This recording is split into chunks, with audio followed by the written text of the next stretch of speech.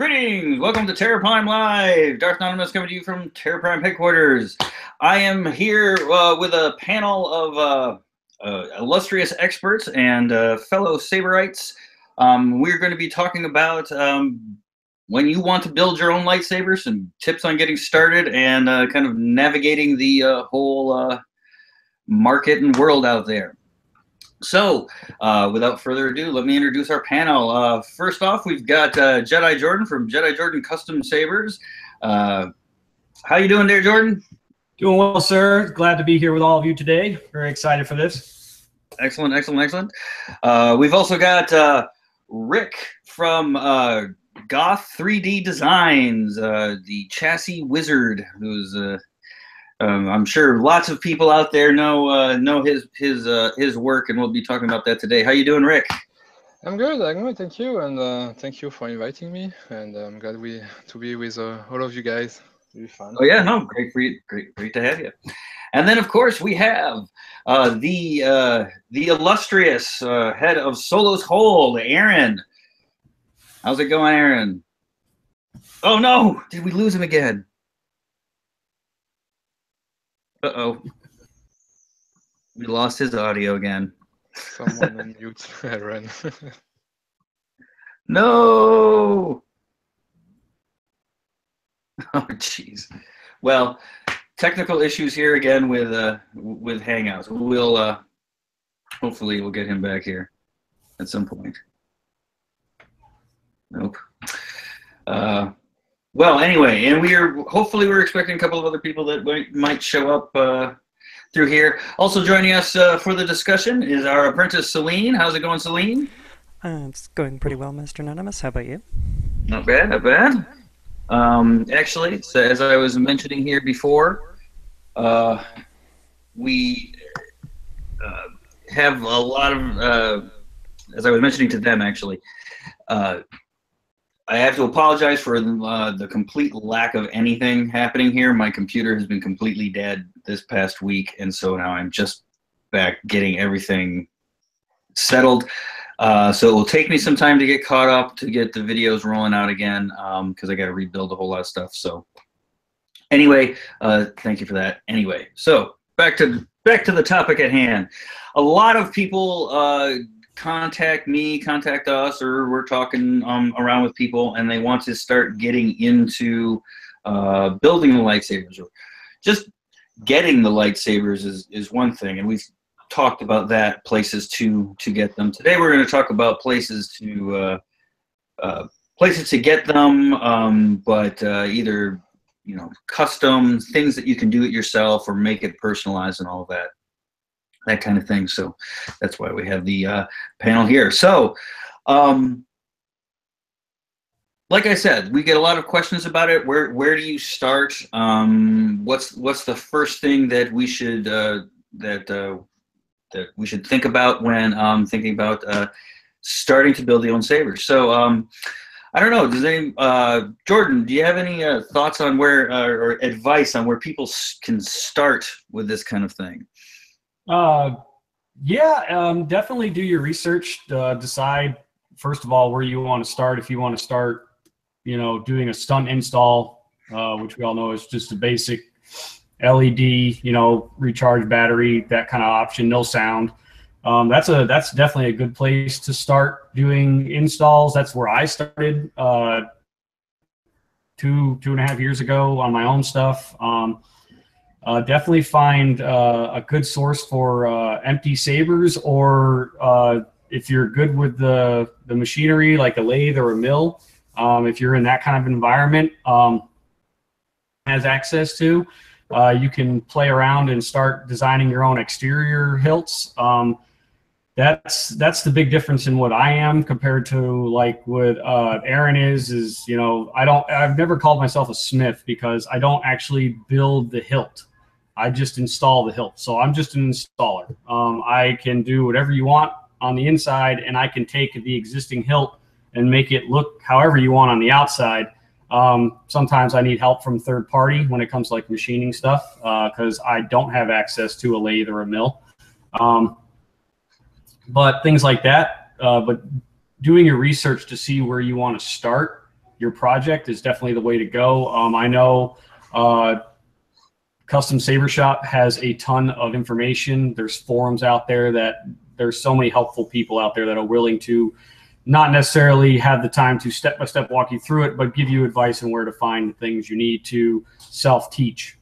It's a huge hobby to be a part of, especially to share our knowledge in the hobby. And I think when we all work together, that's the best part about making the hobby grow. But starting your own installs, there's so many. I've noticed just in this past year alone, the influx of people wanting to do their own install and learn the process has grown exponentially. So the biggest advice I could give is just do your research, read the manuals, because if you don't do your research, you're going to fry a board that just cost you $60 to $100 something, and then you're sitting there all upset because you didn't do your research and you wired it wrong, or you tried to speed through it. Because it's like me and Aaron were just talking about before you guys jumped on. It's a tedious process depending on what you're doing. It can be, you could start out simple and have instant gratification, or it could take you days, weeks, months to get it tweaked just right. So it just really depends on what you're doing. But definitely start small and work your way into it.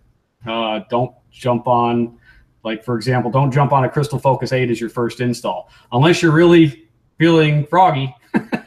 Right. I would definitely start small. So you have a lot of great options out there. There's the Pico Crumble, which is a great board to start with. There's, like I said, the stunt option. Pico Crumble is definitely a sound option. Nano Biscuit V4 is a great option to start with. But yeah, just do your research. Yeah. So a lot of that stuff that he was talking about for people who are kind of just tuning in, we sometimes refer to things as empties, right? And Aaron, if we ever get your audio back going on, we can have you talk about this. Is one of his hilts, the Core and Horn speeder bike handle Saber, and I have not done any install on it yet. So this is waiting to be done. As far as like doing the research, one of the things we'll do for you here is like give you ideas, obviously, and that I use solo hold stuff all the time, right? I've got my Padawans, which are the workhorses for camp now, and I know he does runs every, all the time, and if you keep your eye out for him, you can get really ones. The one he's famous for right now is the 4-switch here, which is I was able to test this too, so that was great. This is mine though. I got installed there, but yes. So yes, the electronics is a part of it. As we said, stunts are very simple. You have an LED, you have a switch, you have a battery, and then maybe you have like a little Palulu card that turns a momentary switch into a latching switch or what have you. But they're generally very simple, easy to put together. So that's good. And we can go into a little bit more about the electronics here in a bit.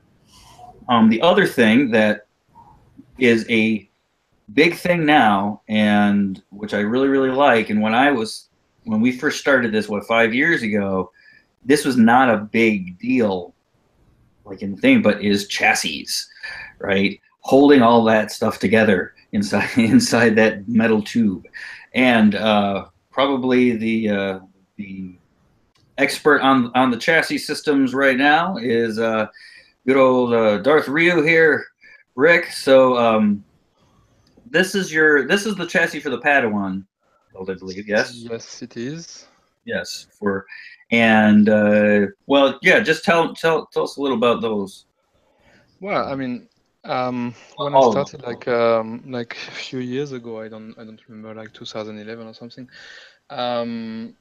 It was the main thing. I discovered that it was not so hard to do it yourself. Like build your own unit. It's very fun and like Jordan said, you have to do your research. There's a lot of reading, but it's fun. And The only struggle that I had was to install everything inside, keep secure, and I started with I mean cardboard, PVC, and I tried a few things. I didn't like how it looks, and I don't know how I came to do these things. I was not the first one to do it. That's for sure. People on IRA, Rebel Armory now, its name.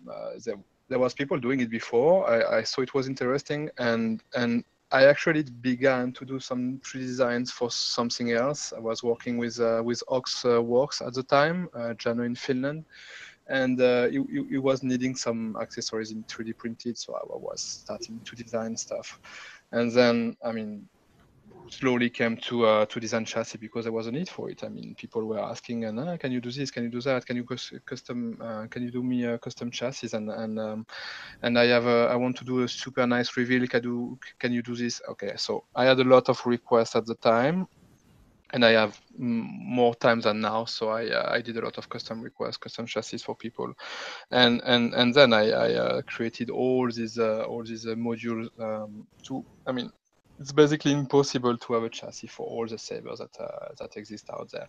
So I say, okay, let's do some generic stuff, and spent I don't know how many countless hours to do these things. And then again, like Jordan said, many people appeared after episode 7. I mean, renewed fandom, and many people wanted to do their own sabers to build themselves their stuff, and I think it's really where they found a way to do it easily. I mean, easier than what it would be without these 3D printed chassis. And in parallel, we were working with Aaron on Solozord and Obi Shane and Crucible Custom Prop Scodger on making let's say better props, in a sense that working together. We have a machinist, we have a brain matter, and someone that is very knowledgeable about accuracy, Scodger, and myself that had since then gained some experience on how to install sabers.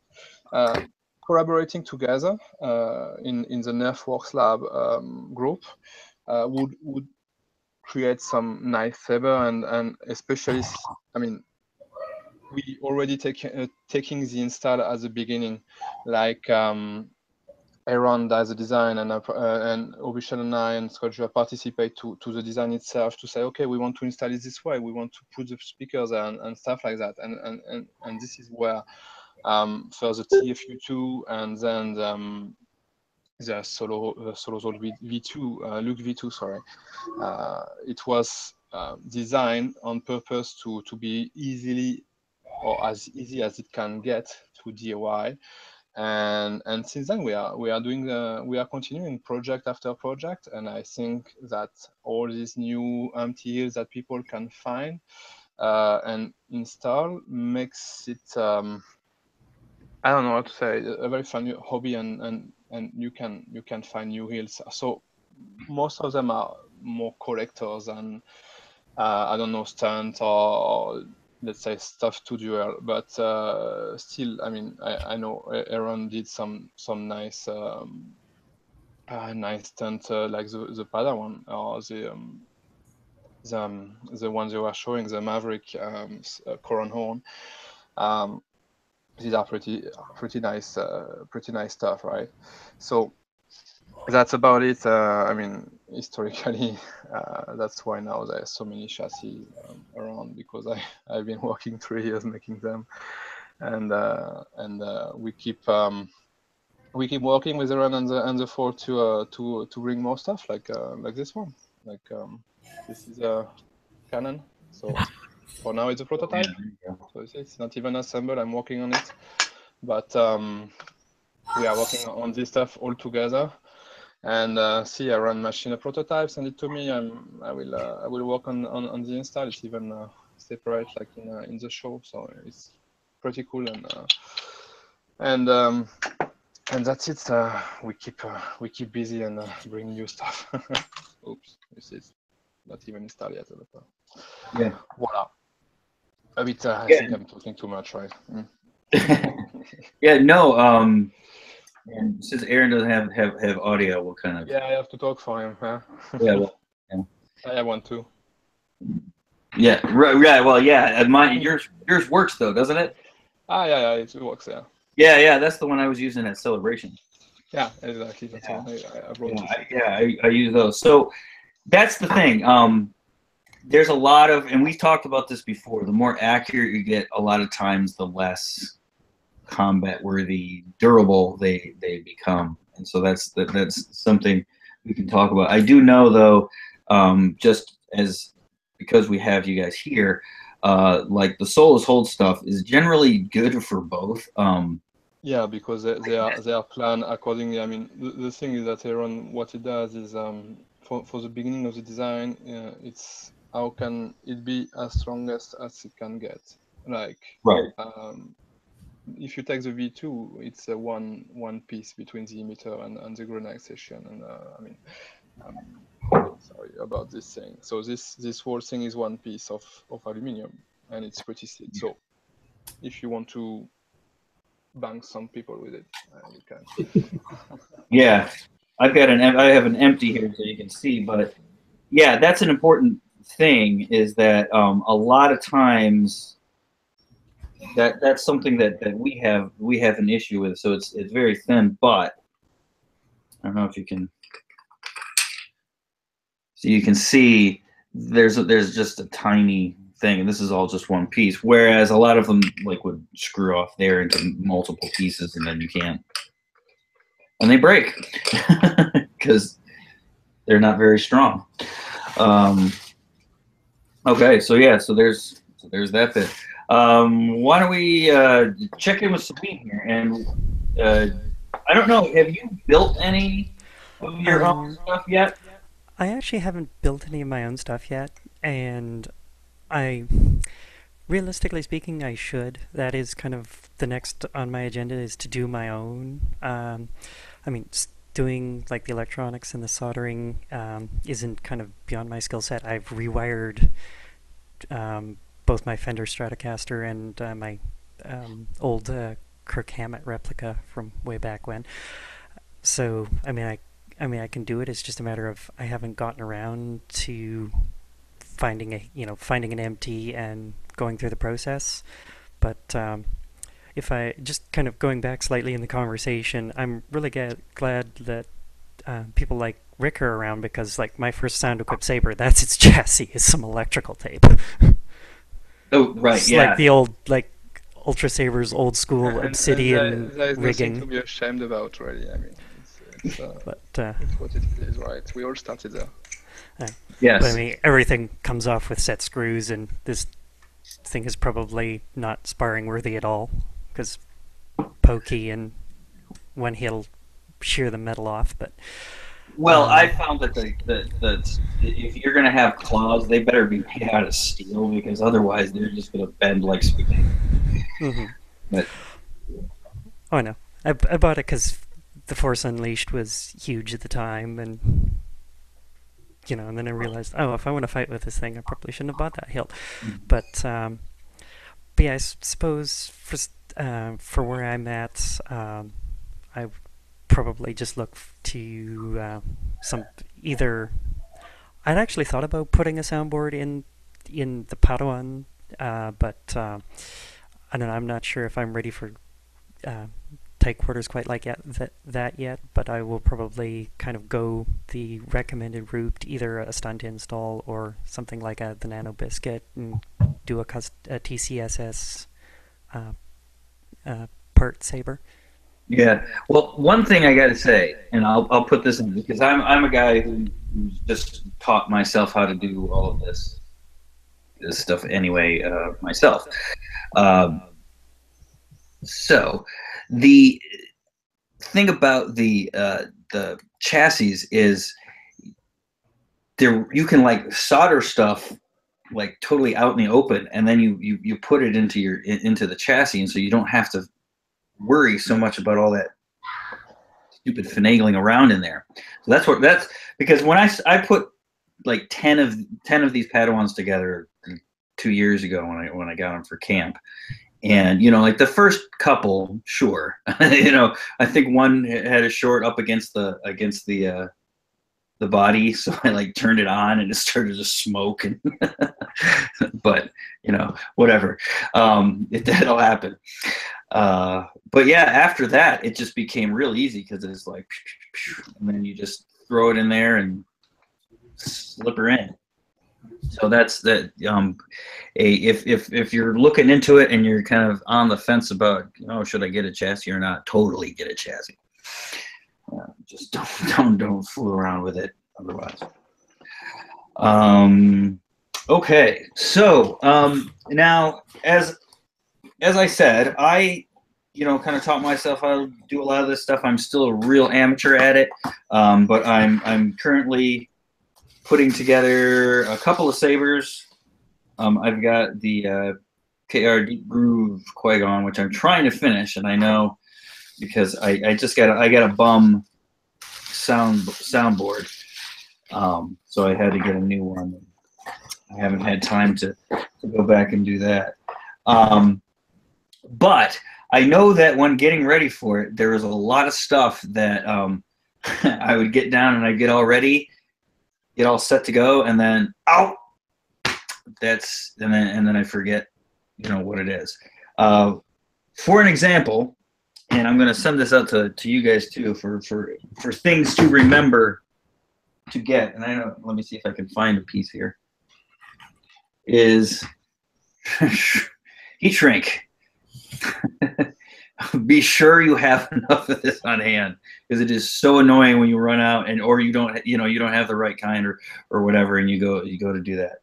So there's lots of things. There's lots of tiny little things that you got to get. You got to remember to get all of that.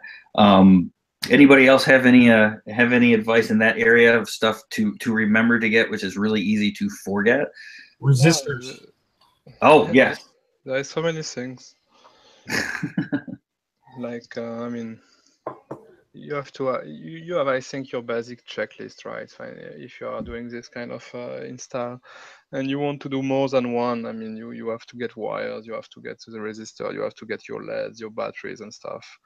So I mean, the best way to do is really think. What I do is I think from the emitter to the pommel, what do I need to install in my Saber, and everything that comes.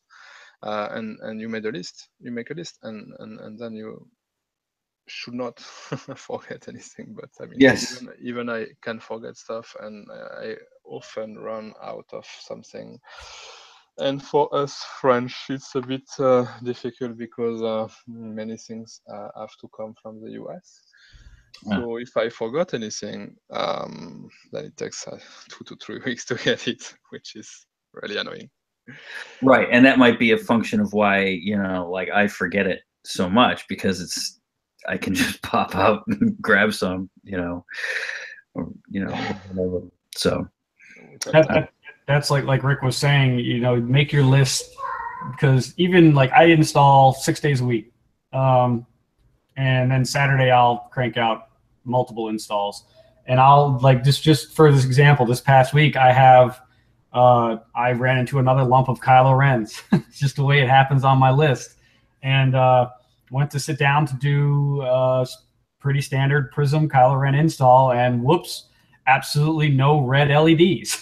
So I mean, you tend to run out of things, but you get in the zone and you just schedule your week out, and some days you just forget to check your stock. And I order everything in bulk, so I have the mindset of I have plenty of them until I run out.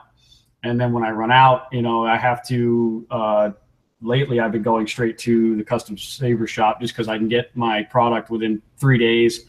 Sometimes I'll go to eBay if I absolutely have to. But I try to support most of the people that have been doing this far longer than me, because like I said, we all support each other. This hobby will just do nothing but grow. But but yeah, lining out your supply list, designing or creating a chassis that works for you. I'm nowhere near as technical or as good at designing chassis as Rick. I do have my own because I do a lot of work for TSL, and mine are very basic. They hold everything together, and they'll take a licking for the dueling that they do at TSL. I had a huge need and request for chassis for the Black Series Kylo Ren. So I came up with, got a buddy of mine, and we came up with a chassis system with a crystal chamber that holds everything together for the Black Series Kylo Ren. So you can take that big, honking, ugly, giant hilt and put it on a shelf after it's been painted, and you do a nice chassis inside and do some custom work to it, and it can look just as nice as some of these other Kylo Rens out there that are absolutely gorgeous, like Phoenix Props and, you know, Corbanth and all that, even though it's a pretty hefty looking hilt. So it's just lining things out and getting your build ready. You know, that just take the time. That's half the battle, is organizing it, setting it up, lining it out before you even start the install. If you just throw your pile of mess on your work table and think everything's gonna go smoothly for you without planning your install, you're gonna run into a lot of problems, like not having the right resistors, popping crystal chamber LEDs, those little LEDs. You got to resist the hell out of those. You know, you'll get, every now and then you get a bum LED from, you know, wherever you order it from. That happens. Mm-hmm. You know, it just depends. You know, you're going to run into some things, and, you know, it's just plan it out as best you can, and, you know, do it gradually. Yeah, I mean, making a list is definitely, especially when you're starting out. Start off with that list. I like your idea, Rick, of like starting from the emitter and just going all the way down to the pommel. Going through each of these. Other things, though, I don't know. I'm trying to think of, because now these are the little extras. Like, I remember I didn't have the right tip for my soldering iron, so I had everything, and I went over to it, and I was, you know, and that put a break on it. So that was another thing. So okay, so why don't we? I think we're all fairly knowledgeable and about stuff, and I think we can probably do a good discussion on here. We mentioned the different sound cards earlier, and I kind of want to focus on those just a little bit. Maybe go through some of them, and or each of them, so that we can give a good idea of what each of them is like, and, you know, the pros and cons of it and everything like that. So there are two main manufacturers out there that most people will come into contact with. Plector boards, which are like the Nano Biscotti. Oh, yep, Rick's holding up some here. Go ahead and do that again. There you go. There you go. And then we've got Nigon boards. I have one in one Saber, but I don't have any of those. Oh, he's got one. There we go. Good. And they have different levels of complexity and price and all of that kind of thing involved with them. So why don't we just kind of go through some of them? Starting with the Plector ones, probably because they're probably the most, well, I don't know if they're the most accessible, but they seem to be, because they're on the Custom Saber shop and all, and have been for so long. They've got definitely got the reputation. But like the Nano Biscotti and some of the other cards or whatever. Yeah. So does anybody have any kind of general feelings on a good way of kind of describing each of those, like little? The Plector board, you're definitely right about the Plector lab boards with Irv. I think this is just my personal opinion too, so this isn't, you know, anything that's been fact-based, but to me, they're definitely far more install friendly. The manual is right there at hand. It's for the general public. It's fairly easy to understand, because don't do an install without going through the manual first. You'll throw money away. But yeah, it's just like your Pico Crumble and your Nano Biscuit are fantastic little fun boards for instant gratification. Not a whole lot of tweaking needs to be done, especially with the Pico Crumble. There's not even an SD card in there. It's a light. You have two options of that board. It comes in a light side board or a dark side board. So if you want a generic, lightsaber sound font, go with the light side board. If you want a deeper, bassier, gritty hum, go with the dark side. I consider myself in the realm of lightsabers in Star Wars: The Jedi.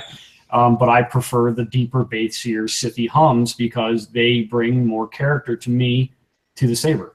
Where the light side fonts tend to be fairly generic, no matter what it is. The Nano Biscuit is another great board to start learning how to do sound installs with. Especially the new board offers deep sleep, so you don't have to do a recharge port kill key if you don't want to. You can do a rechargeable battery option. It comes with 3 fonts now. It has a lot of great options. It's now, I think, even if you add a PEX, it'll do. I've only done one, and I didn't do it RGB, and I wish I did, but the customer just didn't call for it. But it now can do RGB if you add a PEX to the board, which is kind of cool. So each font, you can do a single color with that particular font. Then getting up into the Prism, which is that's my favorite board. The Prism, now the Prism 5 gives you a lot of options, similar to the Crystal Focus 8 now with the new one, being the sensitivity, the swings. You don't get near as many fonts as the Crystal Focus, but it's still a fantastic fun board. It's a board you can really tweak and play with, but it's also a board that'll give you instant gratification once the install is done. Whereas the Crystal Focus 8 and the what is it, the Petit Crouton, I think. I kind of skip over the Petit Crouton. That one's kind of fallen by the wayside. I don't know a whole lot of people who even mess with that one anymore, at least not in my realm of spec. But jumping straight to the Crystal Focus 8, that board is an elite board. To install that board, you better know what you're doing. You are the type of person who loves to tweak and tinker for hours and days and weeks on end, because that's what that board calls for, to get it just right. If you want to go past the stock settings that come with the board, you want to play with your color settings with a rice port, do them manually versus via the SD card. There is so much you can do. I mean, that thing plays music. It's literally just a fantastic board for the installer or the smith who's got that knack for tweaking and altering it to make it just their perfect personal soundboard for their saber. It's usually the soundboard you put in your dream saber, because it's just an amazing board. Out of all the Plector boards, it's definitely the most high-end board, but it's not instant gratification. It's going to take you time to do it and do it right. The installs, there's usually you add a color extender to it, so you don't have to worry about all the resistors. So adding that color extender will allow you to kind of avoid the resistors, so all your LEDs are being pushed at their perceived wattages and all that. But it's definitely a board that takes work and it takes time, and it's hard as an installer who deals with a lot of customers who they want the best board and they also want it in 5 minutes. And that doesn't happen with that particular board. Now, I mean, you call me up for a Nano Biscuit or a even a Prism. That's a sound install that can be done fairly quickly and accurately and well done. Whereas the Crystal Focus 8 with a color extender put into a send is something that's going to take time, weeks, because you have to map out this install. Rick, I don't know if you have designed a chassis for this yet that can accept the crystal color extender with a Crystal Focus. We need one, buddy. because this is some kind of cram fooey. Send me the spec and I can look into it. All right, we'll do that because I know there's a huge call for the Ascend to have the crystal focus with the color extender, but there's I never got the Ascend before, but I can look into it. Not yet a chassis for it, and I know my chassis definitely doesn't support it. So because my chassis are for the lower boards, but yeah, it's a fun, long, drawn out install with the Crystal Focus 8, but for the lower boards, like I call them lower end, they're fantastic boards, all of them. You cannot go wrong with Plector Labs. I've been a huge spokesperson for Plector Labs since I got into this. Nothing against neck. I've just never had any real positive experience with neck boards, and that's kind of why I still steer clear of them. Now I'm friends with Smiths who they love their neck boards. They've never had an issue, and that's their go-to. It also tends to be the board that's easier to obtain for overseas installers because I believe he's over there in the UK, if I'm correct. Not sure about that. But sorry, Nigon? Is he Nigon over in the UK? No, he's in Seattle, Washington. Is he? Yeah. Okay. That's what I thought. I thought for some reason he was overseas for some reason. Maybe I was told wrong, but yeah, I just I've never had any issues with Plector boards. Always had a really good time. I know Irv's over in France, isn't he? Yes. Yeah. So okay, that's what it was. I got them mixed up, but I like so the Plector boards too. I will say this. So I've got a new the new Nano Biscotti here that I'm going to try, but I did have some bad luck with the Nano Biscotti in the past. So those are the bum boards that I got. I hooked it all up. It wouldn't turn off. It did everything fine. It just wouldn't turn off. And it does happen. I've gotten batches of bum boards. I've gotten batches of bum LEDs. When you're trying to fill a need of a massive force and you're like, you're doing all this stuff by hand, it can get, mistakes happen. Things get jumbled. Things get busted in shipping, things like that. I've had it happen. But I haven't had near as many issues after the install is complete, I should say, with the Plector Labs boards than I have with Nigon. Most of my Nigon issues, though, have come from the staggered ignition for the Kylo Ren. Something seems to always glitch after a few uses for that setup. I'm not even sure why. That necessarily probably not even Nigon's board issue. That's probably something I've done. And that's usually the case, operator error. But it's just really, we all have our preferences. People have their, my house is filled with Apple and Samsung. Other people prefer Sony and whatever phone carrier they prefer. And it's all about preference. It's really what you like and what works for you. I don't think there's a bad board out there. There's even some new boards floating around that I haven't even tried yet. I don't even know who the makers are.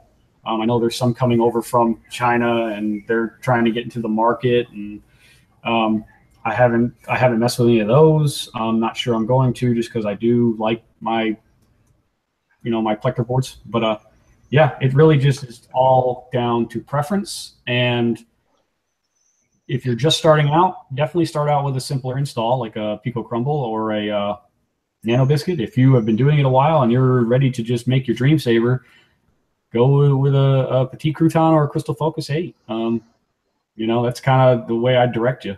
Yeah. My as far as boards that I use, I have to say I like the Prism the best because it has.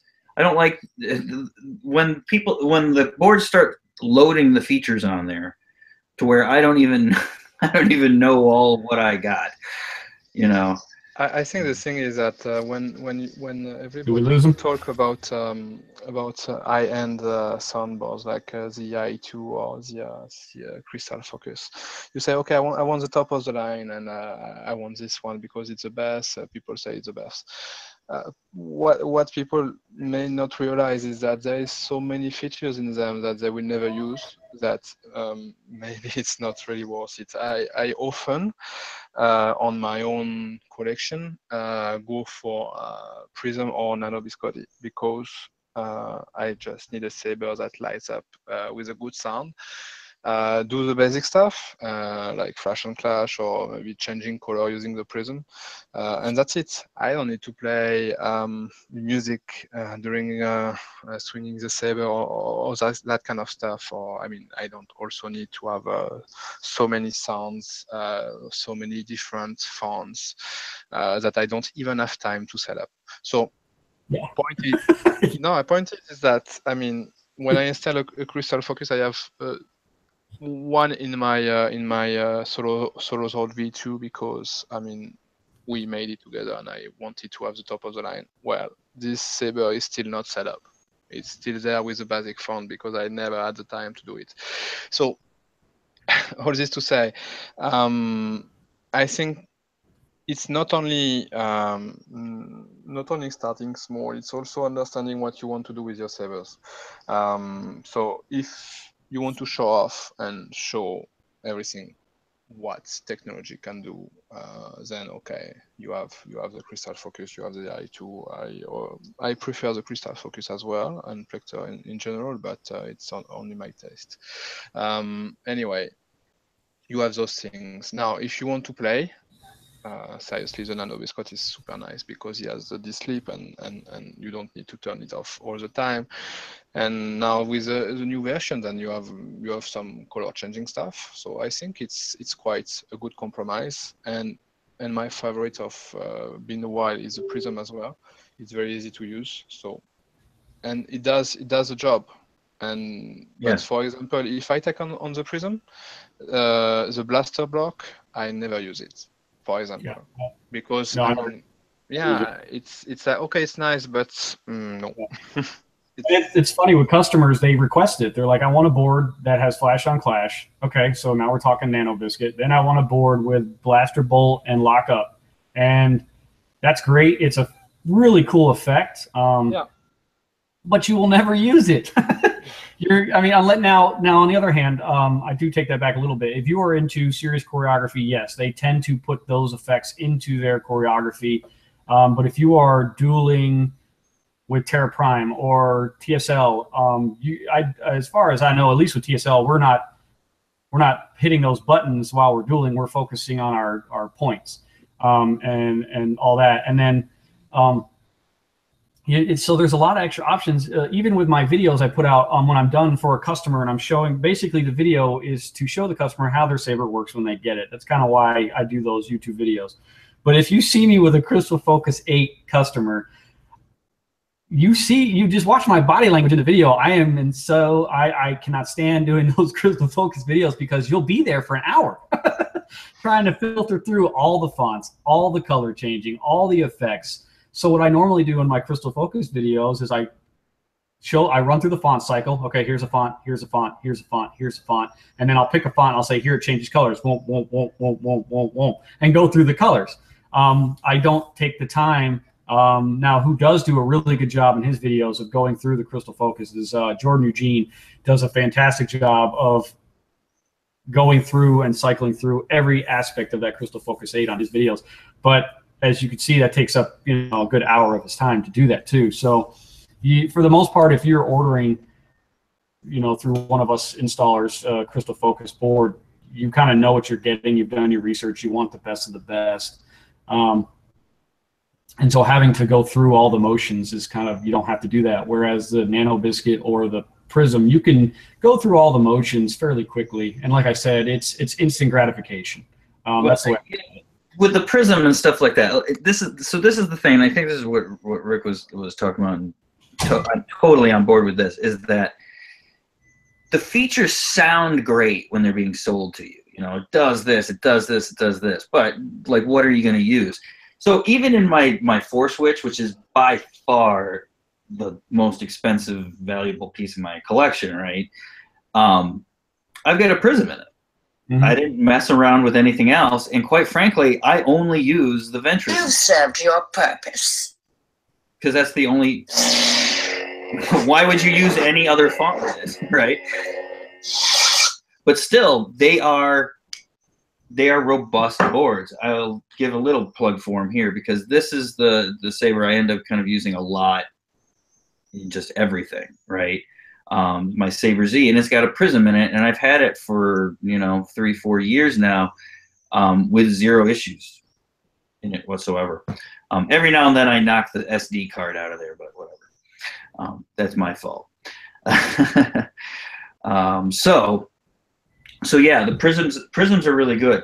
Now I do know, and we had, for people just starting out with soldering and getting into electronics, the Nano Biscotti or Nano Biscuit, whatever people are calling it these days, is set up really nice to where all of the stuff is on one side of the board. It's really simple as far as the diagram and the manual and stuff like that is where everything goes, and then getting everything to fit in there, since it's all on one side, everything can kind of go there. It really takes a lot of the headache of the more kind of fine arty stuff that you have to do a lot with some boards that might have tentacles coming out of there. By the way, it's called Nano Biscotte. No Biscotte, okay. Biscotte.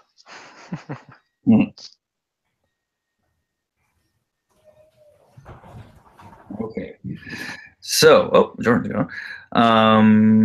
Anyway, I'm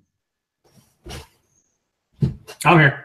So yeah, okay, but so yeah, now, so I know that they're like Jordan said, the Plectors tend to be, I think, more install friendly, at least from what I can see.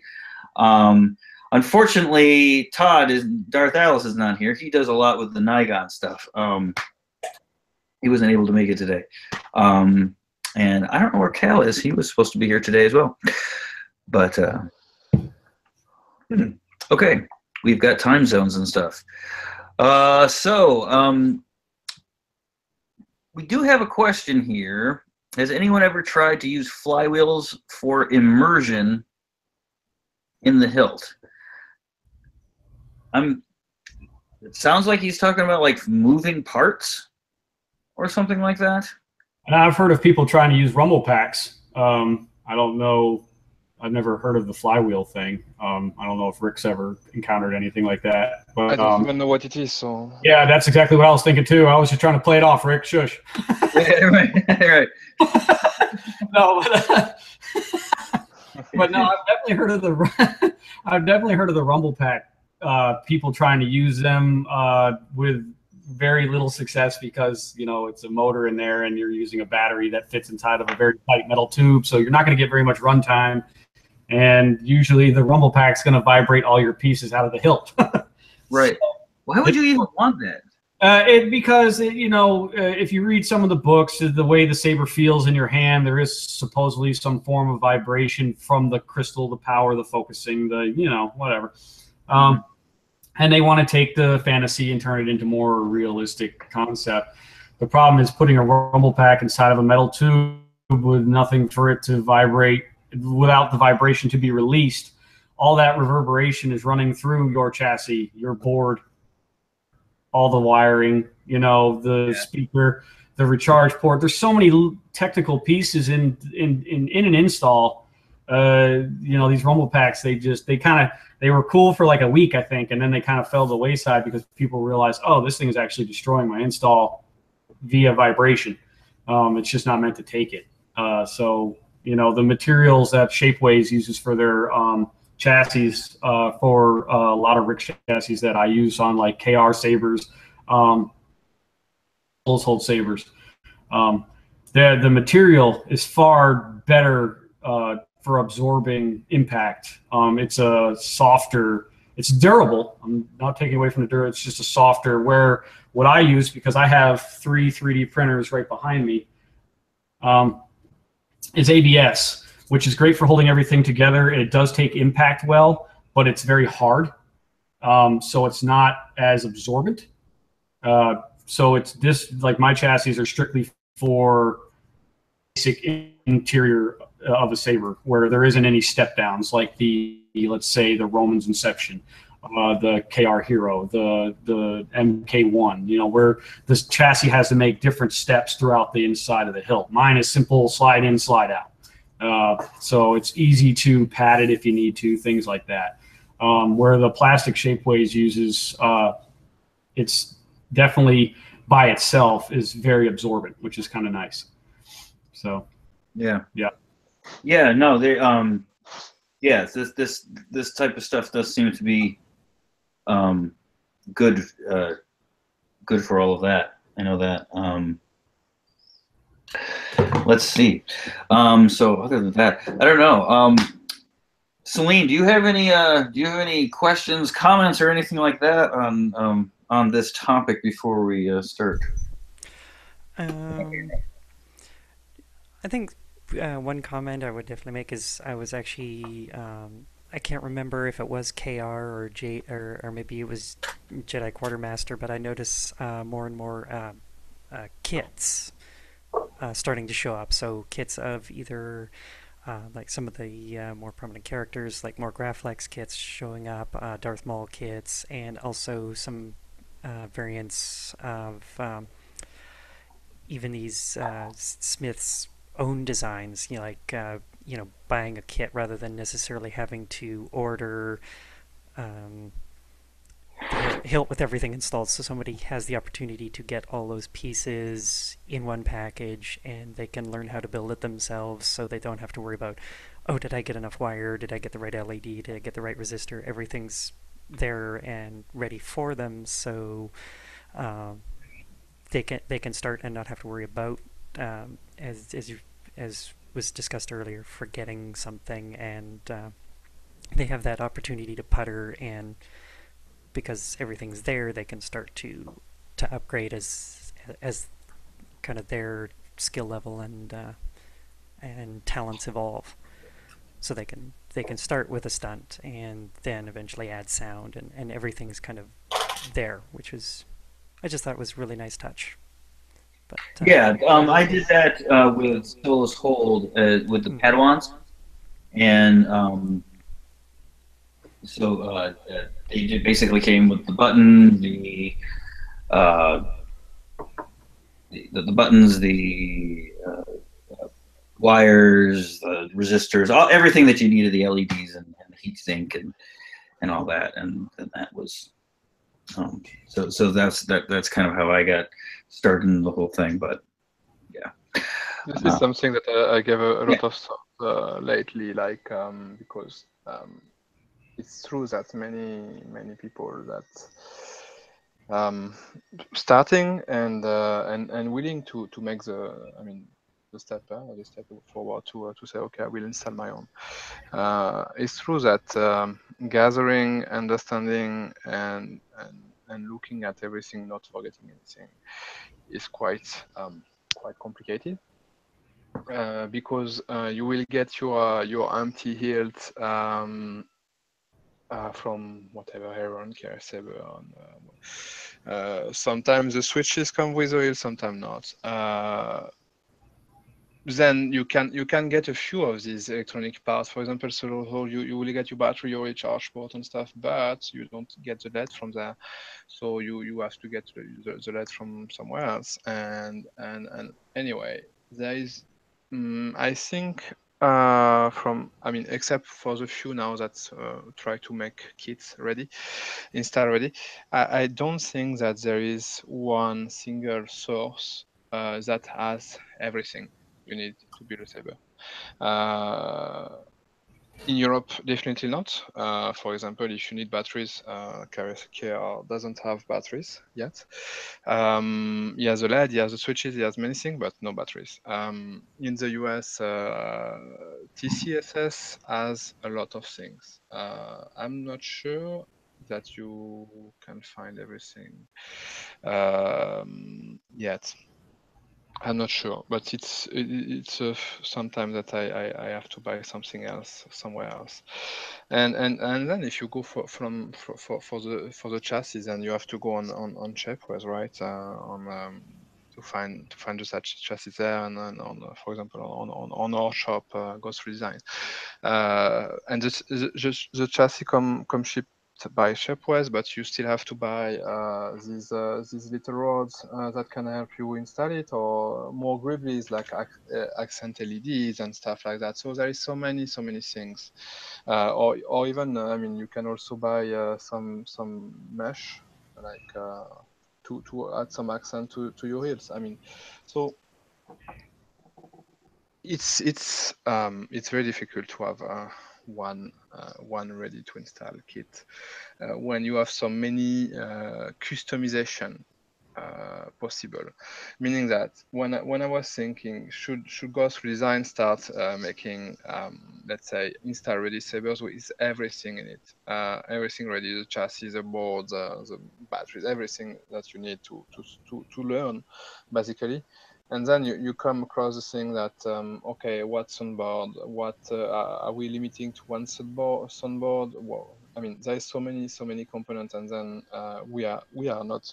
I mean, we don't have whole say, how do you call that, warehouse. We don't have a warehouse. We don't have stocks, and that's why for now this idea remains an idea. Yes.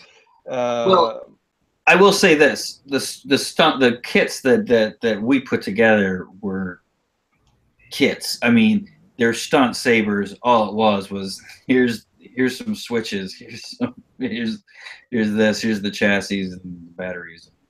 Ooh, I still had to get lots of stuff on my own, right? Like you said, you got to go get your chassis. The nice thing about it is, and I think this is something to put out there, is don't look at that as, like, if you're getting into building this, right? Don't look at that as an obstacle. Think, you know, it's a challenge, right? And it's part of the process. My thinking exactly, like also a justification for not doing it yet. if you want to go into this kind of things, where you have to do some research. Lately, I put a lot of information on our new website. For example, you have a Saber and you want to see what chassis that we have available for it, and I'm listing at least all the components that I can think about, right? In the page of the Saber and the chassis, you have the chassis, and then you have all the components. Because I will use some specific switches for this chassis, so I want to have everything listed. Some specific speakers. So anyway, I'm trying. We are trying to make the information a bit easier to access when you go to see this on our website. But it's still scattered with various vendors on eBay, on TCSS, on whatever, KR and stuff. So I'm trying to find source in Europe, source in the US, to have at least some people that can buy, especially from Europe, because buying from the US is a bit of a pain. But anyway, I'm trying to put more information like that. Yet we are definitely, I get not ready to have this kind of ready kit. And I think that if you make a production from a particular production, and say, okay, this is the sandboard that we will stick to, and this is a full DIY kit that you get everything, and this would be nice. But I think that you will still be a bit missing all the customization that you can get for a particular empty hilt, and that's also why we propose some various let's say level of chassis. Like you have the Padawan Knight, Master, or whatever, Cis Apprentice or stuff like that. Not everybody wants a crystal chamber. Some people want to just make it installable and that's it, secure electronic, and I'm done. But you can still add some stuff to this kind of chassis, you know, some mesh, some accent LED. So then people would like a crystal chamber, but I'm not ready to put so much money into a chassis, so I will take a middle tier chassis, right? That's what we call a Knight or Seamaster. And then some people want the best reveal, so there we work a lot, and we have to make compromises. You cannot put, for example, bigger batteries because the crystal chamber will take some space, right? And we try to use as much metal as we can. So there is so many needs out there that restricting one hilt to one particular kit, I think it will be a bit a pity, and I guess like giving a choice to people to learn, know what they can choose. I think even if it's a bit more painful because you have to research and you have to read. Yes, it's usually well, I think what's going to probably going to happen, and I'll just make this prediction here as we close, is that it's going to I can see it having a middle ground where there's like just very much like the TCSS modular electronic system, where everything's plugged in with JSTs or something like that, and you get the little pieces of components that are, so it's like half assembled, right? And then you get it and you just kind of plug them in together. There's no soldering, no skill needed. You just say this one goes in here and this one goes in here, and boom, then you got. So I think Saber Forge has got that weird ASP thing, where they used to. I don't know if they still do, where you could basically do that. You get the little pieces and you put them together. Saberforge has their plug and play system. It's still in effect. I think they're phasing it out though with some other, just because plug and play was fun for a little while, and then you realize, even with the modular system at TSS too, it's fun, but then you realize, okay, this isn't going to work with the chassis. This isn't going to work, for what the other options I want, because once you do plug and play, it's wired for a strict setup.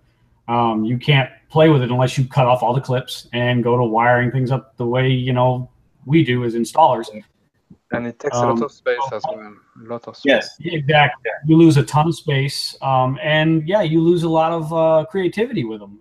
So they're fun for like the first. This is my very first lightsaber, and I put it together myself. Click, click, click, click. Look, it's blue. Yeah, you're gonna get plug and play. Yes, but remember, plug and play is the selling. Well, I mean, I wouldn't say necessarily for this, but remember, most people don't want to bring a lot of creativity to this stuff. Sure. They just want a saber, And then I feel like, all of that kind of thing.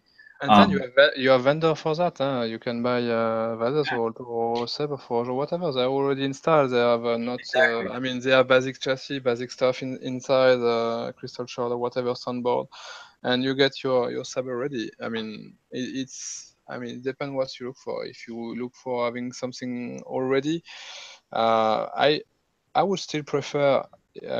Generally speaking, I want a Saber, and I would prefer to go to an installer like Jordan or whatever. Many I can't think about, but Todd or Shane or somebody. Yeah, exactly. We have a list of them. We are starting a list on our website Right. as well. So I would prefer to go to these installers of Cybersmith because I know that what I would get fits more my needs, and at least there is a discussion. I don't buy something already, and it will always get a bit better, I guess. Yeah. And then if you want to build it, you have to remember that you only need a desk generally now, because since the hilts are more install friendly, you normally don't need to modify them so much. So Dremel sometimes is still needed. Still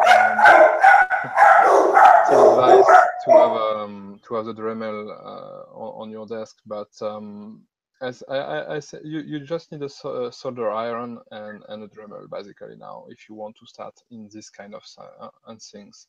So it's not so much. It's not like you need a workshop. I mean, you can do it on your desk, and okay, if you use a Dremel, know that it will do some dust. If you start painting, it's better to do it outside, obviously. But generally speaking, compared to back in the day when I started, I mean, right now my install I'm doing in my apartment, right? I mean, I have a room that is dedicated to put stuff inside, and this what I call my workshop. It's basically a room. I'm not in the garage. I'm not in whatever cave. So Yeah, to go to that point, if I just there's my workstation. exactly. So You guys can see behind me, my workstation is behind the living area where we do homeschool and watch TV, and my 3D printers are right over here. And when I'm installing by myself, my desk is right here. Now, I do have the other tables and workstations in the garage when I have Dave, one of my apprentices, come over, and we work together in there. But that's where all the drilling and the sanding and the painting goes on down there. But the basic install stuff right here in the air conditioning. Yeah. You're lucky. I don't have aircon. Yes. I'm suffering right now. So, all right. Well, we're coming down to the end of it here. I think the takeaway from today is that it really is worth trying to learn how to build these, to build it yourself. Even if you're just in it for the fighting, or if you're in it for the martial arts and stuff like that. As a martial artist, and I'll say this for me, the fact that I can build my own weapon, right? Even though it's essentially a practice weapon, the fact that I can do that, right, is thrilling to me. It's a very, very cool thing, and I don't think enough people really avail themselves of that particular aspect of this. Now, that's probably because a lot of people come and go through, come in and they have different goals and they don't want to be as involved in it. But if anybody's spending any length of time in here, I went through the thing of buying the sabers from the different saber makers and everything like that. And after a while, there's a lot of arguments over which one is better and worse and everything like that. I don't really see a whole lot of difference between them. You're gonna have manufacturing variances in anything that you do when you're dealing with stuff that's more handmade and do that. You're just gonna get that kind of stuff.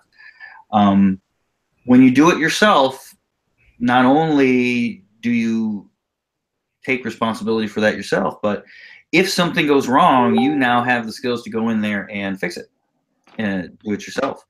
And that makes you much more self-reliant. And of course, in this day and age, it is always good to have other skills. The skill of soldering, from a bunch of friends of mine who work in electronics in the professional world and stuff like that, they constantly lament to me that kids today don't know how to solder. They just know how to use the automatic ones. And that's a skill everybody should pick up and try to at least learn, because even soldering can take you farther than just sabers. I mean, if you can solder, you can fix your electronics in your house, you can fix your car. I mean, soldering can take you very far if you know how to do it and do it well.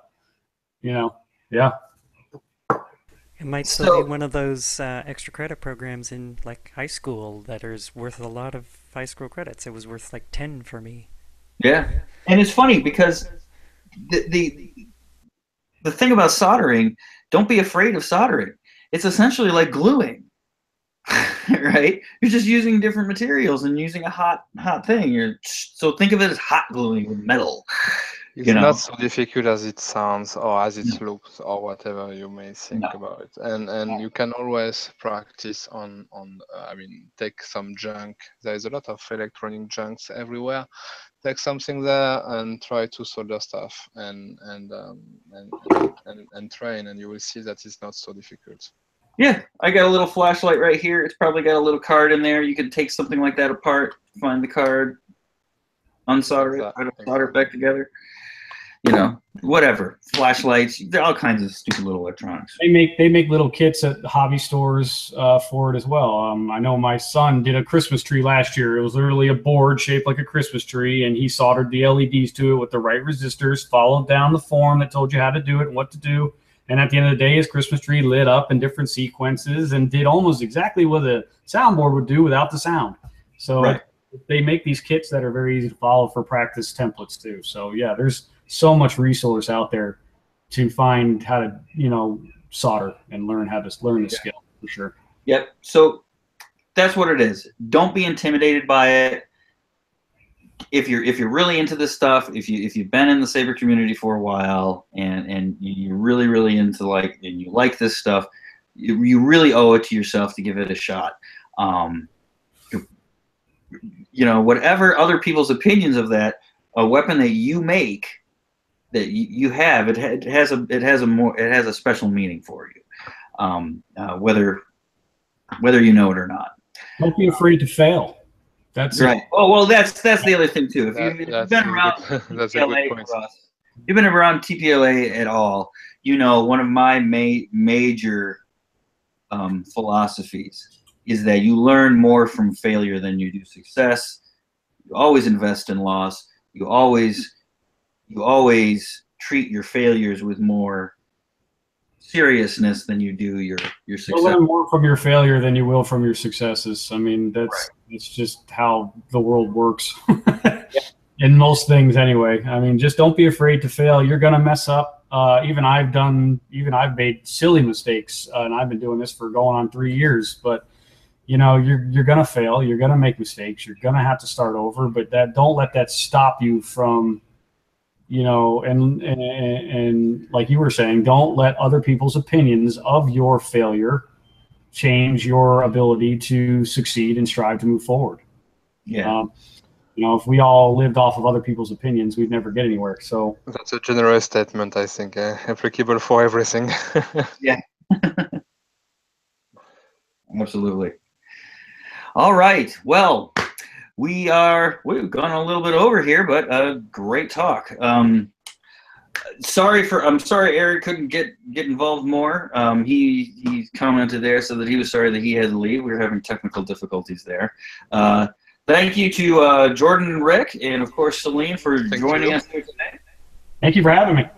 Oh no, it was great having you guys. Thanks for taking the time and helping us out with our Saber questions, guys. Absolutely. So we will put everybody's information down in the description. So check there for everybody's website and contact if you're interested in getting installs or anything like that. Other than that, I guess we will take our leave here. I will thank everybody one more time. Thank you for tuning in and watching. We will be back in 2 weeks, and that show is going to be our cosplay cavalcade. So we're going to start bringing out some costumes, have some costume people on the panel, and talk about costumes and all of that kind of thing. So join us in 2 weeks. Until then, we will see you next time. Have a great day. Happy sabering.